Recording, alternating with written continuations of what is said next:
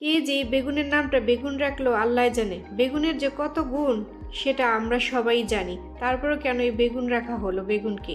আসসালামু আলাইকুম, সকলে কেমন আছেন? আশা করি ভালো আছেন। আল্লাহর রহমতে আমিও ভালো আছি।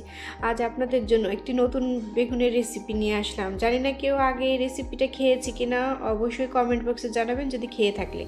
তো প্রথমেই শুরু করলাম বেগুন কাটা। বেগুন কাটা দেখুন আমি কিভাবে বেগুন কাটছি। এভাবেই বেগুন কাটতে হয় যেন ভিতরে কোনো পোকা থাকলে দেখা যায়। আর আমি যে রেসিপিটি আজ করব এই রেসিপির জন্য এই বেগুনগুলো এভাবেই কাটতে হবে, তবে ভালোভাবে দেখে নেবেন যেন কোনো কিছু ভিতরে না থাকে।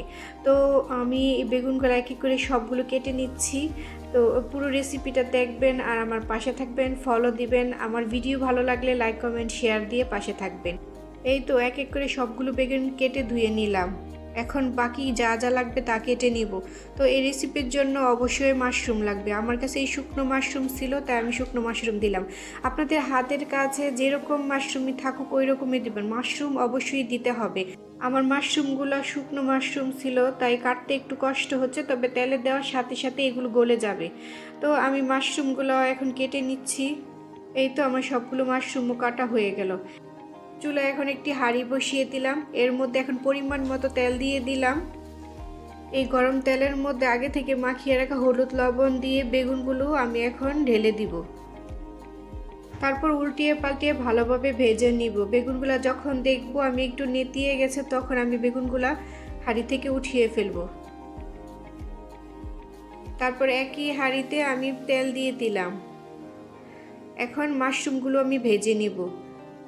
শুকনো মাশরুম বলে আমি ভেজে নিচ্ছি। তো আপনাদের কাছে যদি অন্য কাঁচা মাশরুম থাকে তাহলে ভাজতে হবে না। তারপর আমি পেঁয়াজ কুচি দিয়ে দিলাম, একটু মাঝখানে কাঁচা জিরে দিয়ে দিলাম। এই জিরেটা দিলে এর গ্রানটা খুব ভালো আসে, মাশরুমের গ্রানটা ওই রকম থাকে না। এর মধ্যে কিছু শুকনো মরিচ দিয়ে দিলাম। এখন শুকনো মরিচ ভাজা হওয়ার পর এর মধ্যে একটু পানি দিয়ে দিলাম। তো পানি দেওয়ার পর এখানে এক এক করে বাকি মশলাগুলো দিয়ে দিব। লবণ, হলুদের গুঁড়া, ধনিয়ার গুঁড়া। এর মধ্যে আমি কোনো রকম শুকনো মরিচের গুঁড়া দিব না। তারপর যখন দেখবো তেলটা উপরের দিকে উঠে এসেছে তখন এর মধ্যে আমি পোস্তদানা বাটা দিয়ে দিলাম। পোস্তদানা বাটাটা অবশ্যই দিতে হবে। পোস্তদানা বাটাটা দিলে বেগুন তরকারির স্বাদটা দ্বিগুণ হয়ে যায়। এখন কিছু কাঁচামরিচ কেটে দিয়ে দিলাম। ভালোভাবে কষানোর পর আমি আগে থেকে ভেজে রাখা বেগুনগুলো দিয়ে দিলাম। এখন এই বেগুনগুলো ভালোভাবে উল্টিয়ে পাল্টিয়ে তারপর আমি এর মধ্যে একটু দুধ দিয়ে দিব। দুধ দেওয়ার পর এখন আমি কিছুক্ষণ সময়ের জন্য ঢেকে দিব।